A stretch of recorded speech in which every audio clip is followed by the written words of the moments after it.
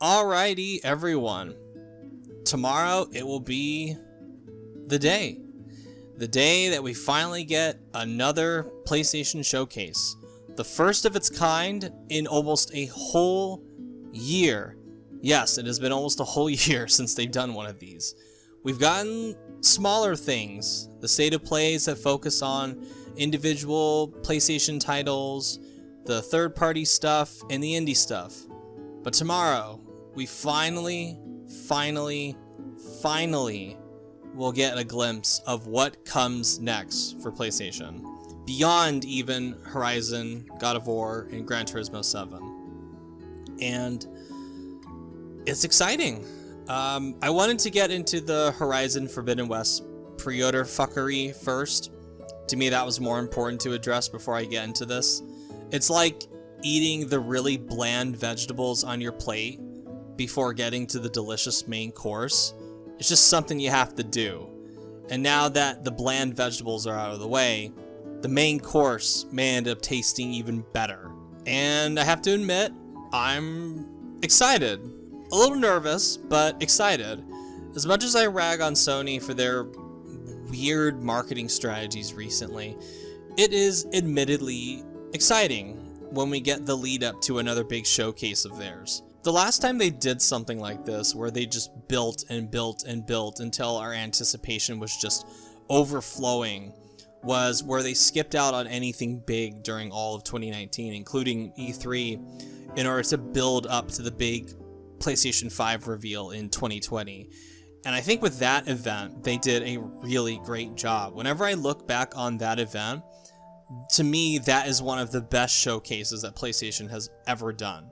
Like, it's great. It's one of those that has a ton of really cool announcements. It has a little something for everybody. It really came out swinging with their own stuff. When going into that event, I predicted we'd only see maybe like 3 to 4 things from PlayStation themselves, and we ended up getting 9 things, which I thought was like wow, that's so cool.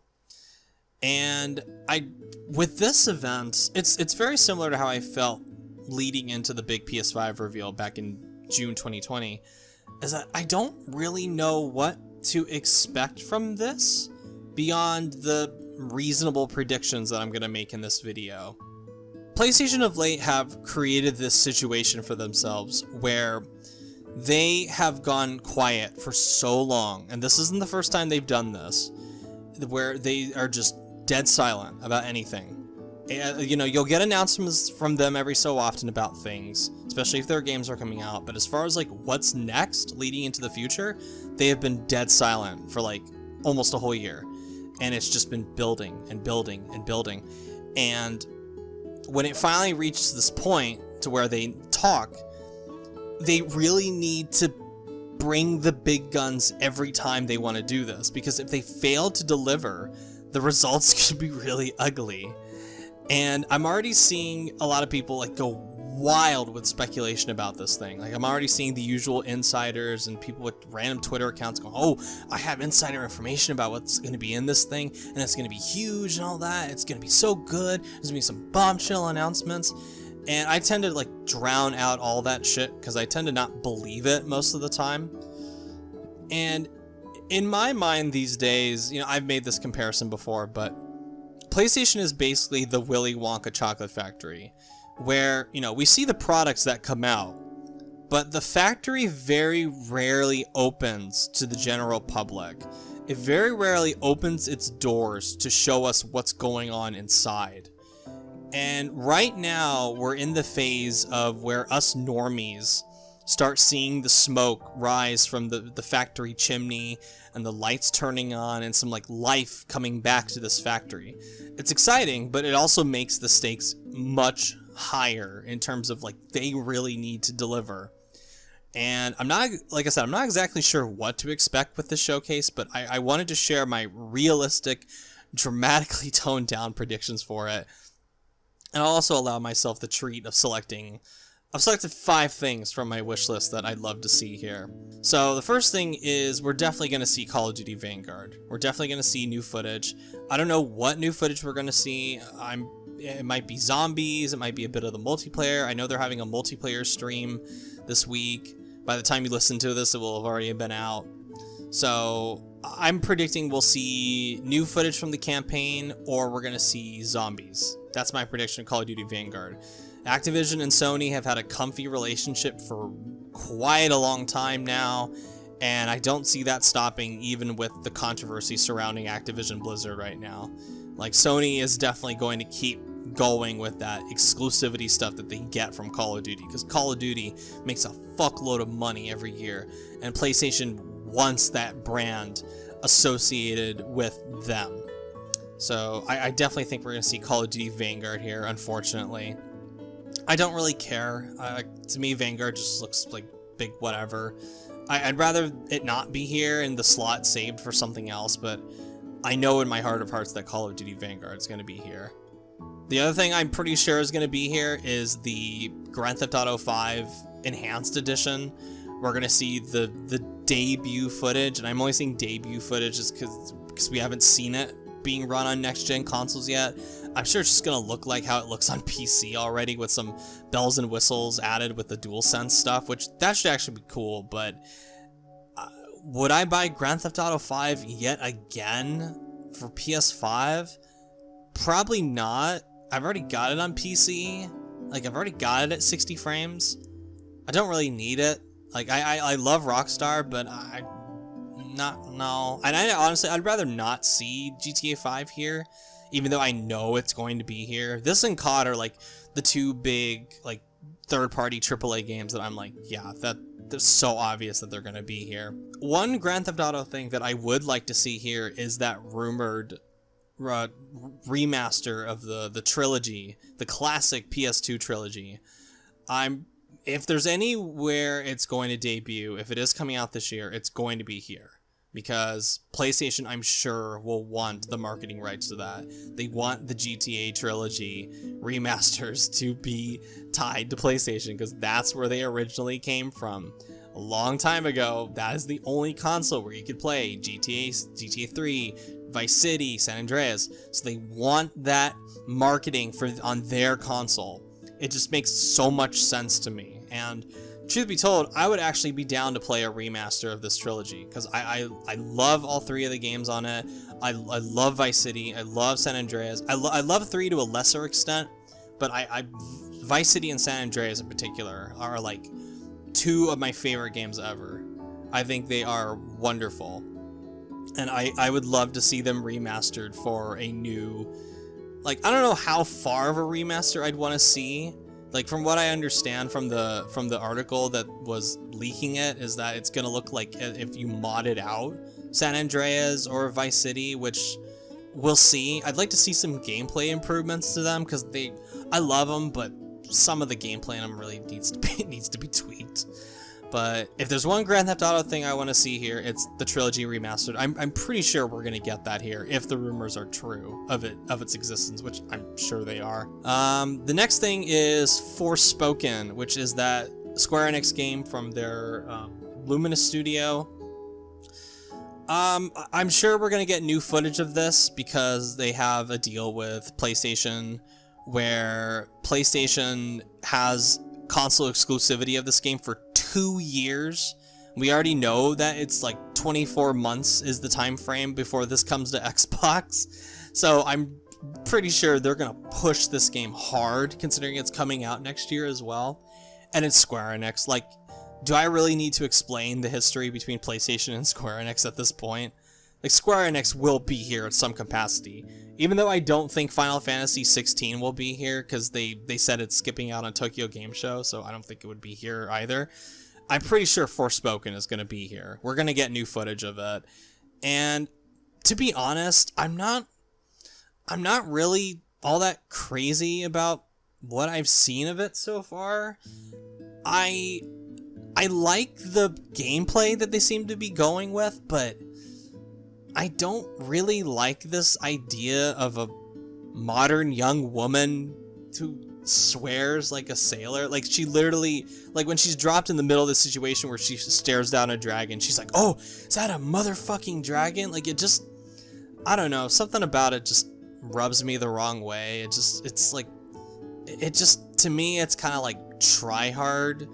like M-rated kind of thing. I don't know. There's just something about it that just lacks authenticity to me. I just can't really vibe with it. I don't know. The new footage, which I'm pretty sure it's going to be here. If the new footage sells me, then okay, but as of now, Forspoken just doesn't really look like my thing.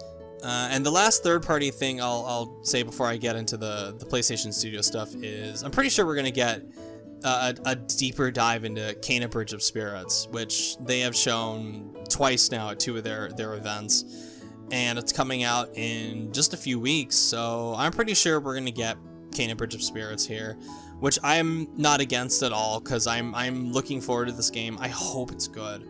I really hope Kena Bridge of Spirits. I hope they're not selling me on some bullshit with these trailers. And even the footage that I've seen from an event that a couple YouTubers went to, like a good 10 minutes of non-narrated footage, it looks pretty damn good. And it looks really smooth too at 60 frames. So I hope all of that isn't horseshit either. I hope it's not just fake. So that's it. That's all I've got for the third-party stuff. I'm sure I'm missing some stuff, but now we're gonna get into the PlayStation Studio stuff that I'm sure will be here. I'm sure Horizon Forbidden West will be here. I'm sure we're gonna get new footage of that. I'm sure Gran Turismo 7 is gonna be here, even though I don't really care about Gran Turismo 7 all that much. I understand how important Gran Turismo is to PlayStation and the fan base. I'm sure we're going to get some new footage here.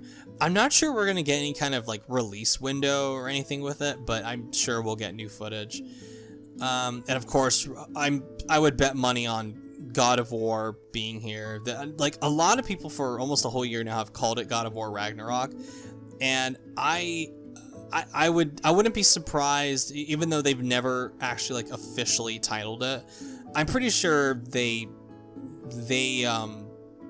would end up just calling it God of War Ragnarok, because so many people have called it that for so long now. That'd be so funny if they just had a different title in mind and they're just like, fuck it, just call it Ragnarok. I don't know if we're gonna see any new footage of it, actual gameplay. My prediction is that we're going to get a cinematic trailer of it, a la when Horizon Forbidden West was announced. And I'm wondering too, out of all the PlayStation Studio stuff, which of these 3 is going to get the deep dive. Because this event is only 40 minutes long. And there's only so much you can show in 40 minutes, especially if you're going to show lengthy gameplay of some of the stuff. And out of the 3, I'm not sure I really want to deep dive into Gran Turismo 7. I'm not sure I really want to deep dive into Horizon Forbidden West, just because we already kind of got one back in May. But I would like one for God of War, the new one, whatever they end up calling it. And after that, I don't really think we're gonna get that many PlayStation Studios reveals.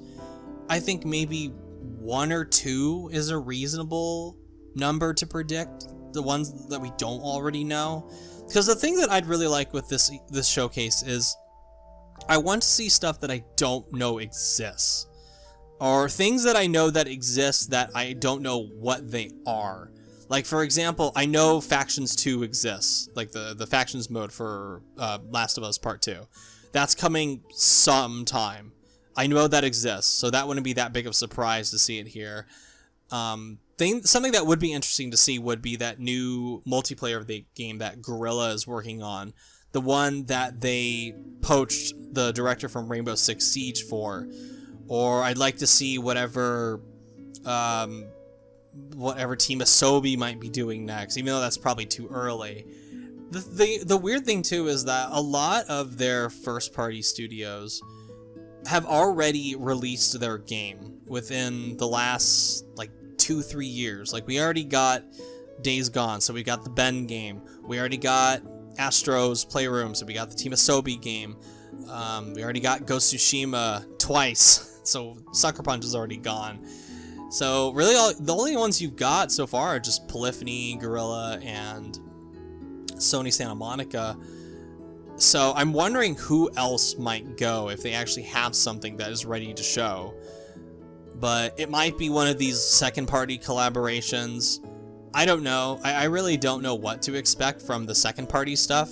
Like I said in I think in one of my scrapped videos that I made, I said that I didn't really expect before the June 2020 PlayStation reveal, I didn't really expect that we'd get a Sackboy game that's in the style of Super Mario 3D World. So it's, you know, it's fun to kind of just imagine what weird wild card stuff they have up their sleeve in regards to like the second party stuff. Now, as far as the 5 wishlist thing, because that's really all I've got as far as the reasonable predictions.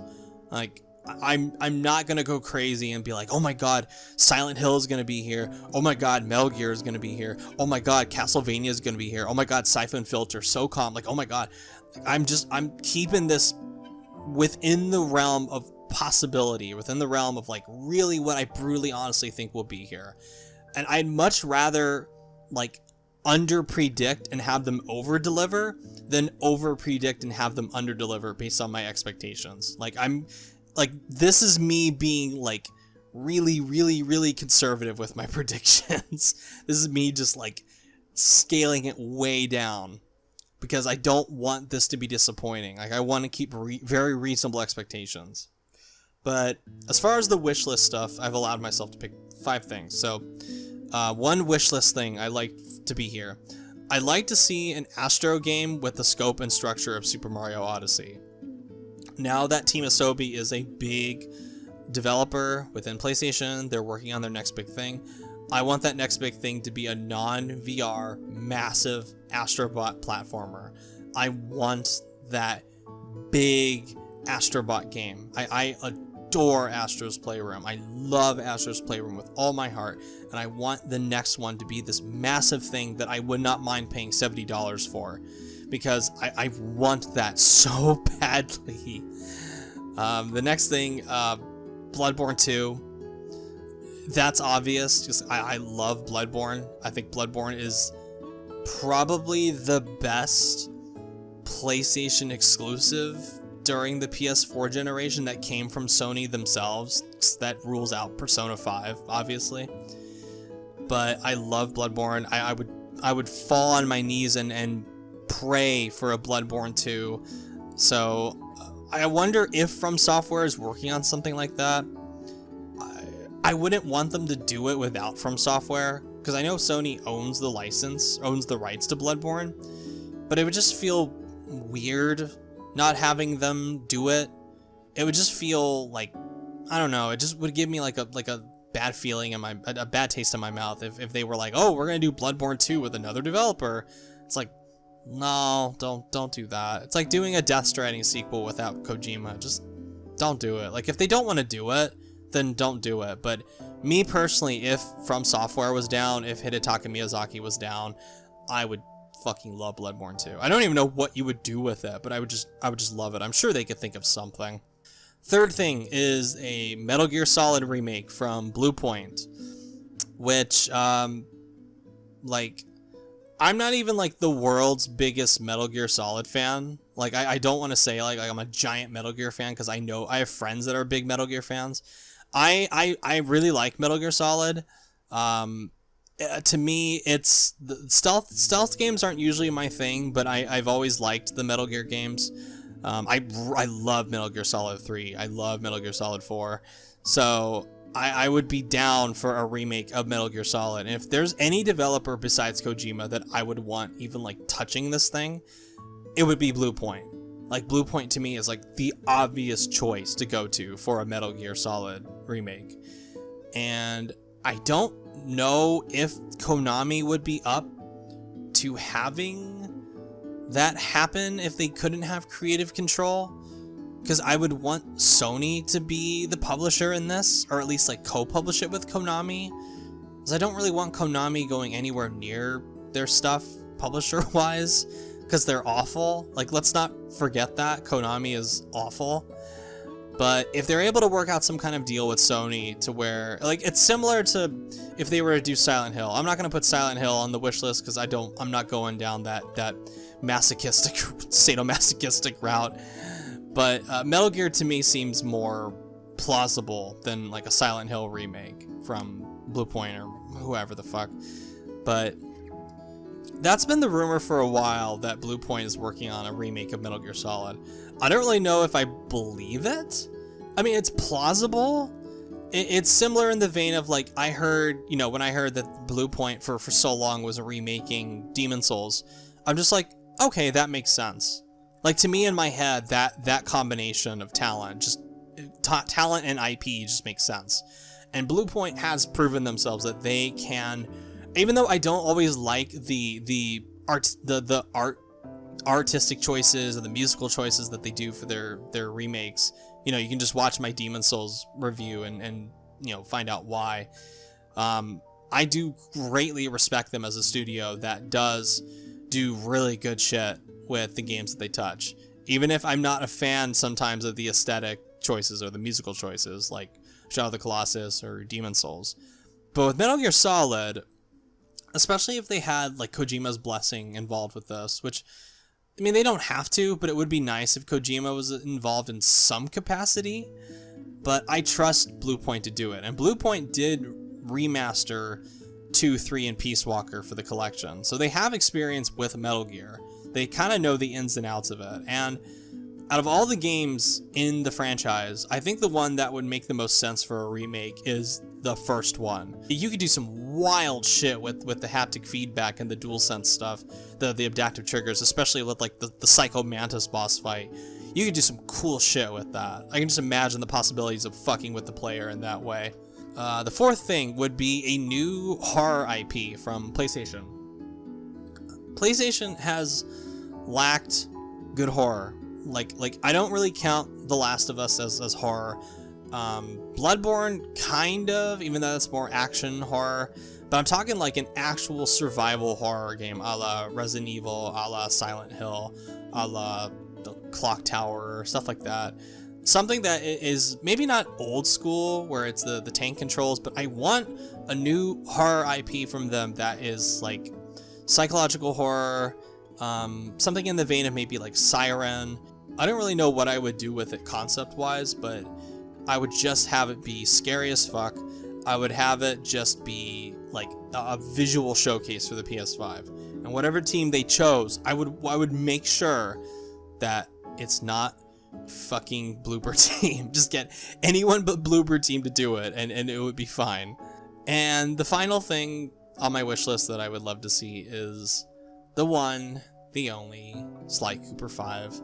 Because out of all the mascot platformers that PlayStation has, the one that I would love to see the most is Sly Cooper. Because I loved those Sly Cooper games growing up. I still like Sly Cooper very much. I really enjoyed the fourth one, to my great surprise, and that ended with a big cliffhanger, and I want to see it through. I want to see what happens after the end of the fourth one. I'd love to see Sly Cooper come back. I don't want a remake like the Ratchet & Clank 2016 one. I don't want a remake of Thievius Raccoonus. I just want a brand new game where we get the old gang back together to go on another time traveling adventure, or they go to a new city, they have to perform heists. You could do a lot of things with Sly Cooper on the PS5. Sly has skipped an entire generation. He wasn't even fucking seen on the PS4. So you could do a lot with Sly Cooper on the PS5. And I would love that, because I love Sly Cooper. And, you know, the more mascot platformers we've got on the PS5, the happier I'll be. Because I really like the ones they have released so far, which have been, you know, Astro's Playroom I love. Sackboy Big Adventure was a big surprise. Ratchet & Clank, I didn't love Rift Apart, but I did like it quite a bit. I would gladly take more of those like PS2 era Nintendo style kind of platformers. I would love that shit. So there you go. We won't have to wait long to see if any of these predictions turn out to be true, if anything gets answered that's on my wish list. Even if one thing gets announced that's on my wish list, I would be very happy. Because I'm pretty sure there's going to be something in this, at least one thing that they're going to announce that I'm going to go, oh, duh, I should have put that on like my reasonable predictions, or I should have put that on my wish list. Like I don't know why I didn't see that coming. But yeah, it's exciting. Even with my expectations toned down, with my predictions within the realm of plausibility, I am looking forward to this, and I hope to God they do not screw this up. Because if they screw this up, ooh, yeah, it's going to be a long year before we get to the next big showcase. Which this seems to be the plan for PlayStation, where, I can imagine them in the future only doing these big showcases once a year and in September. They have it during the whole PS5 generation where, like, we always look for, like, how we used to look forward to E3 before it went to shit. Now we have that one time a year where we look forward to the big PlayStation showcase. And if they hit the mark, if they hit a bullseye with this one, then I think they will have gotten it down to where they can get away with having people wait a whole year. People who are willing to be patient if they know in the end that they're going to get some really good shit. So, that's that. Alrighty, thank you guys so much for watching. If you'd like to see, subscribe. Let me know what you think about everything I've talked about. What are your predictions for this thing? And as always, I am Razorblade Mango. Thank you so much for watching, and I will catch you all later. Bye.